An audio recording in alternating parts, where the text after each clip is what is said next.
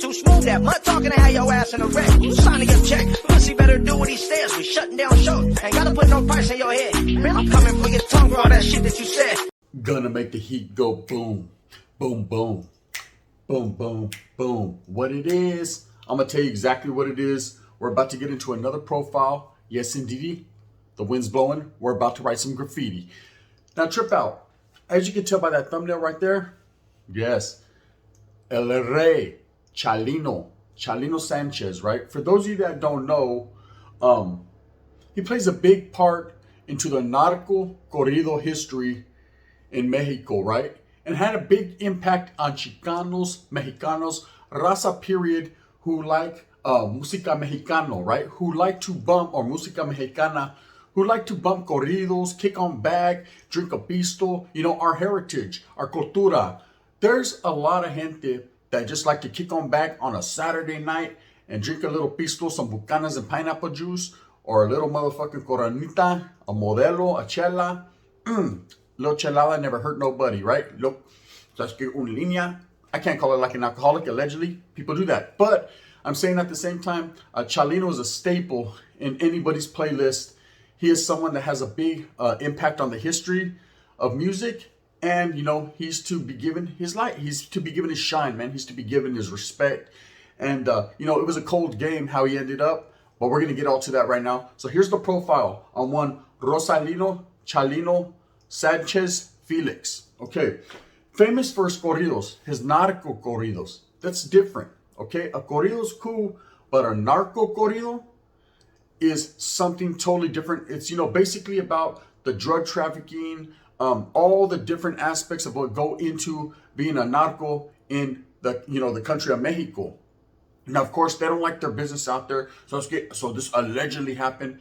But he has made this famous, you know. Chalino made this famous because he was pretty much the first one to do it, to really put it out there. It was kind of like the gangster rap of Mexico. Not everybody was notably known for doing this, right? Chalino was the first one to do this. So he was born August 30th, 1960 in Culiacan, Mexico, okay?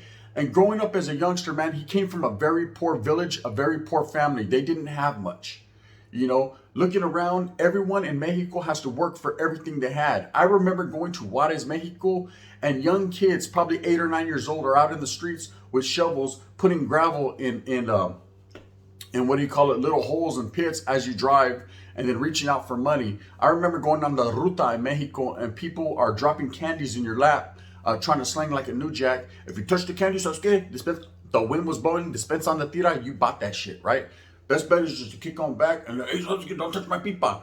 It was what it was, right? But Mexico is very different. Everybody is hustling. No one's really trying to take your shit. There's not a lot of bajaderos. There are people that will tie you up, kidnap you, and sorry about your luck. But at the same time, most people are working hard for their money, okay? So Chalino growing up in the state of Sinaloa, he doesn't see any future.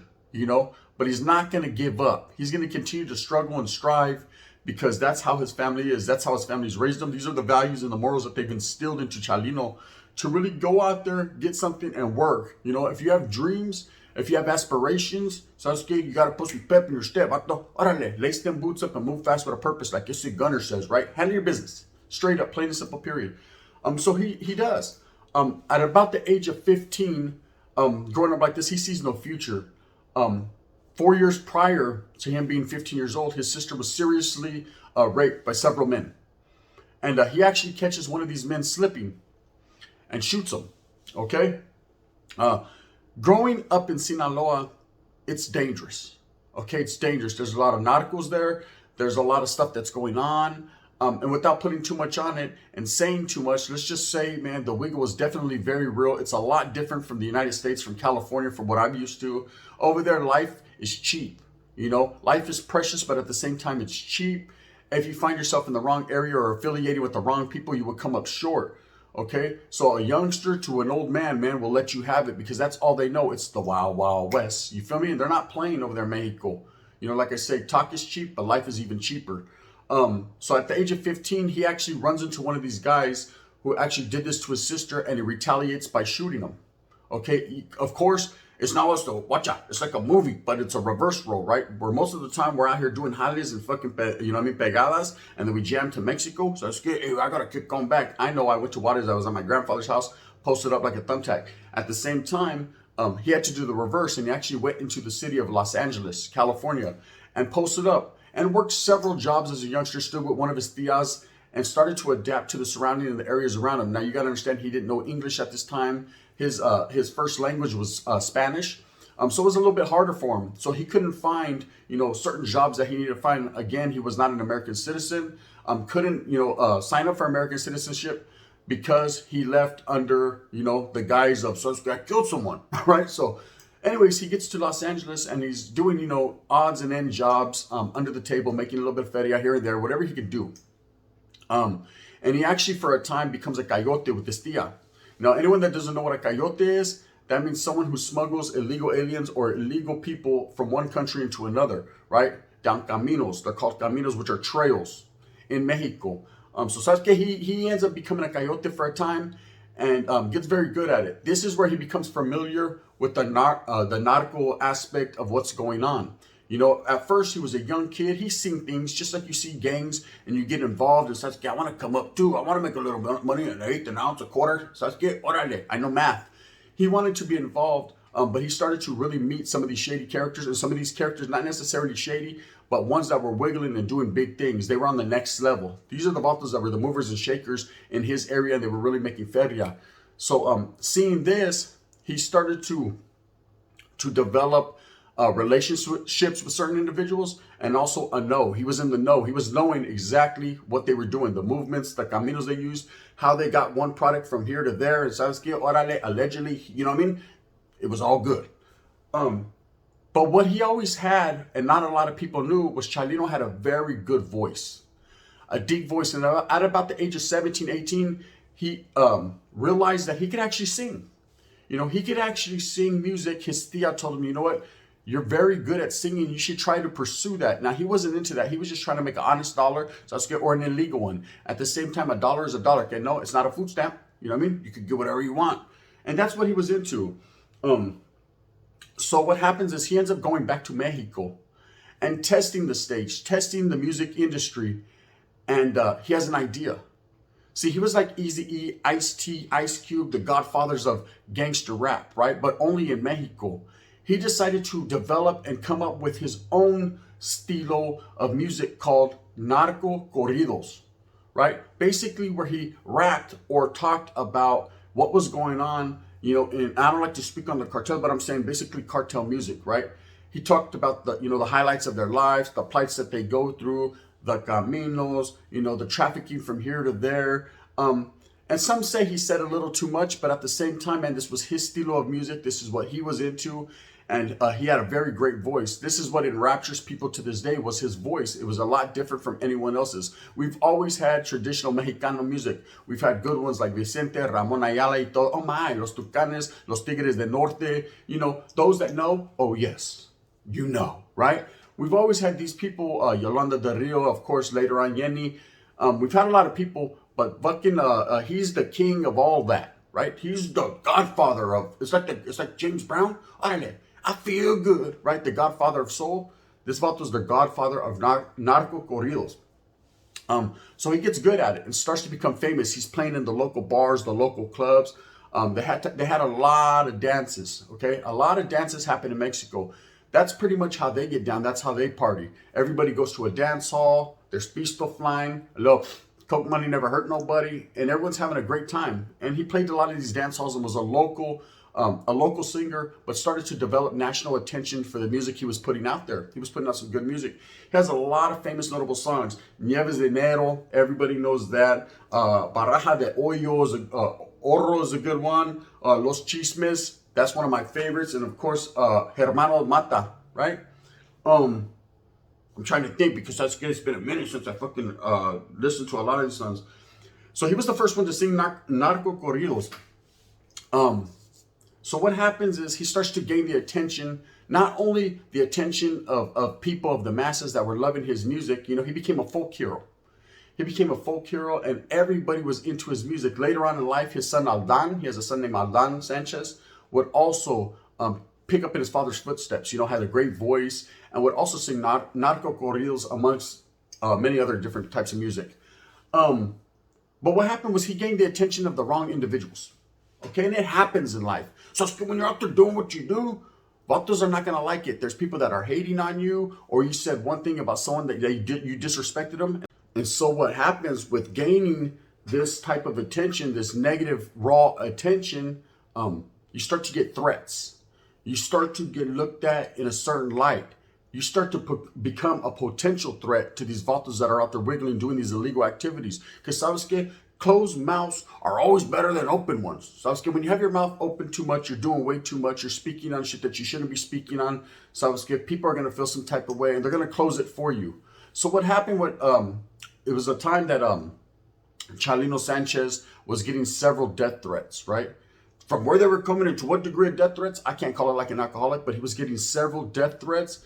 And he decided to go low for a little while, man. And Chalino didn't make music for, I'd say, a year or two. He wasn't heard of. He basically flew under the radar. He was trying to stay away from the limelight. He was trying to keep himself as well as a family. At this time, he had been married, had some kids. He was trying to keep his family protected. Now, of course, being one of the biggest singers, recognized famous faces, famous voices in Mexico, you could only do so much for so long. It's not like, oh, here you could throw a disguise with a Humpty Hump nose, and do the Humpty Hump and wiggle, right? It wasn't like that. He was such a well-known individual and so admonished and admired that anywhere he went, people knew exactly who Chalino was. Sasuke, I know, you put on a song, Sasuke, I'm like, the wind blew that's Chalino. Straight up, when you hear his voice, no one can deny it. And for those of you that don't know who he is, man, like I said, Google him, refer to his story, and you will see absolutely what I say. He is the king of Narco Corridos. He's a Mexicano legend, straight up. So what happens is he's performing. He decides to start performing again. He's performing in several clubs, and he's actually in a club, and there's footage of it. If you could find it, you could find it on YouTube. But there's actually footage of when he's up there performing at a club, just doing his thing, making his music, and someone literally walks up to the stage and hands him a note. Now, what this note said was that he was to stop singing and he was going to be murdered as soon as the show ended. Now, imagine that, gente. Just get, why they wanna play a hate on me? Hey, gun, what? Hey, here, watch out, read that wheel out. We're gonna kill you, puto. Why you wanna play? Right? I'm pretty sure he took the threat serious. Especially being in Mexico and the type of individuals that would just walk up to the stage. That's like Will Smith walking up and just slapping people right in front of fucking millions of people. This is how they did it, just basically here. So let's watch out, here, hand, hold that. You know what I mean? Separate mine from yours. You can go ahead and hold that. We're going to hold these. As soon as you're done, just come on down the stage, exit left, right? Orale, trucha, everybody. You know what I mean? Let this man come through, the king, right? So what ends up happening is, of course, he finishes his performance. He alerts his security, and they leave this venue. Well, the next day, as he was traveling down a local neighborhood street, a van pulls up with several individuals wearing masks, and he is snatched up out of his truck and thrown into this van where he was taken down the highway. And he was gone for several days. Of course, his family are looking for him. Everyone's pretty much on alert. They know something has happened to Chalino. To what degree of how it happened or what happened, they're not sure yet. And he was to be found on the side of a road, bound by ropes, blindfolded, and shot twice in the back of the head, execution style. Now, why did this happen? I've heard several stories. I've heard people assumed he was a bajadero, that under all this guise of him being a singer, a famous singer making music, that he was actually a bajadero. For those of you that don't know what bajadero means, meaning he was robbing people. He was actually a thief. He was actually laying people down, stealing. He was in that type of mix. He was a criminal. I don't believe this story. Maybe back in the days, maybe once upon a time, he was hungry, and he needed to come up. And I can understand, man, throwing the pistol in someone's face at that point in time. It's never a good look, but hey, you got to do what you have to do in life, right? In general. But as far as being a bajadero, a professional thief or robber, I don't think that was the case. A lot of people also say that he was a narco himself that was working for a certain cartel and doing his thing. Do I believe that to be true? I can't call it like an alcoholic. It sounds feasible. It could be. You know what I mean? Will we ever know? Probably not. Only him, the cucarachas that were in the room, ¿sabes qué? And the borracho that was on the corner playing like he was drunk will ever know, or the piruja he had in the bed. Either way, we don't know, if that was true, if he was really in that game. He talked a lot about it, but we can't call it, right? But what I do know and what I think is the most feasible story, probably the most truthful story, the one that has the most facts and truth behind it, is that he just said too much about the business at hand. He spoke on people's names just a little too much. He let a little too much secrets out, and Vatos were feeling some type of way. He got several warnings. They were telling him, Charlie Holmes, keep your fucking mouth shut. He got too big, got too much shine, and now it was time for him to go. It was kind of like an assassination. He was assassinating their characters. He was putting their business out on the streets, and they were going to make sure that he never hit them streets again. This is what I think happened. So anyways, they find him tied up and killed, and he died May 16th, 1992. Okay. And I remember it impacted the community pretty big. This was about the time that I was in Fred C. Nellis. I was in CYA in California. And I remember talking to a tia on the phone, and she was crying. And I was like, what happened? She's like, Chalino died. And I was like, who? Your boyfriend from the fucking La Bahia? She was like, no, I didn't know. That's Pedro, right? She said, I'm talking about Chalino, the king, right? The Narco Corrido king. And I was like, yeah, I don't know who that baboso is, right? At this time, I was young. I didn't know. I hadn't kicked back with the pistol and relaxed and listened to Chalino. Of course, over time, I would develop a great liking of his music. But at this time, I thought he was just some fucking paisa from a fucking bar that my tia met. Believe me, she met him all the time, like every Friday. And I couldn't call it like an alcoholic. But she was very impacted. And then I started to hear stories, and a lot of people, it impacted them. They loved this man. They loved his music. They loved his charisma. They loved the way he carried himself. And he became of legendary status. Of course, his son took over in the game, Alan, and he started to make music. And that's just the way it was, More power to him. He kept the legacy and his father's legacy and the family name going. Now, you have to understand, referring back to this death, so when this happened, everybody was shook up. There was a lot of people that were making Narco Corrido music at this time. And they were shook up because they seen how real it can get. Now, I think they knew a little bit more than we'll ever know concerning why he was murdered. But at the same time, the beat goes on. You can't stop making music because one Vato dies. It could have been he slept with someone's old lady, for all we know. They're making a big old conspiracy theory about it. And all it was he was getting chopped up and he blew one of her tonsils out. And Sasuke, her old man, was mad. You know what I mean? So she didn't make me no huevos in the morning because her fucking throat was sore. It's you, puto. Tie him up, take him out, and boom, boom, boom, boom, boom, boom, right? And they did their thing. But the mystery here is, since then, since 1992, when he was killed, several vatos that do narco corrido music or are in that genre have been murdered. Valentin, he was a real famous singer, man. Valentin was killed in 2006. Valentin was killed in 2006. Sergio Gomez, 2007.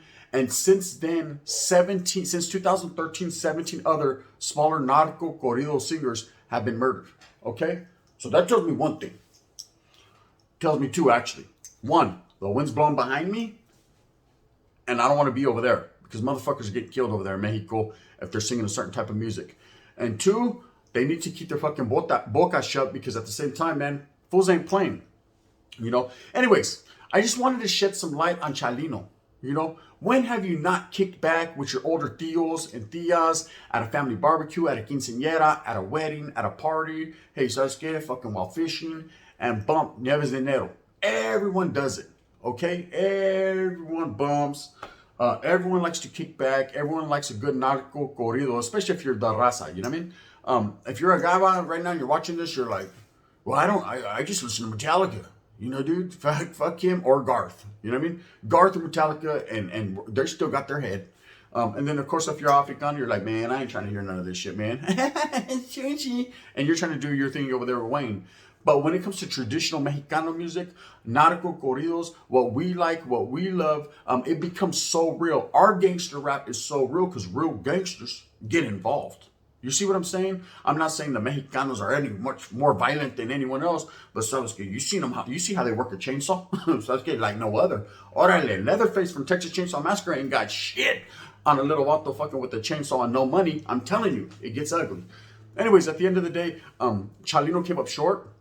It's a sad situation, you know, for his family and for people that love his music. You know, I love his music. Like I said, he was one of my favorite singers, you know, when it comes to Mexican music. But at the same time, I understand that life. I understand when you're speaking on something or you're involved or you're looked at to be something or involved in something, you can come up short. It happens every day in the, you know, in the country of Mexico, especially in a state like Sinaloa, you know, Culiacan.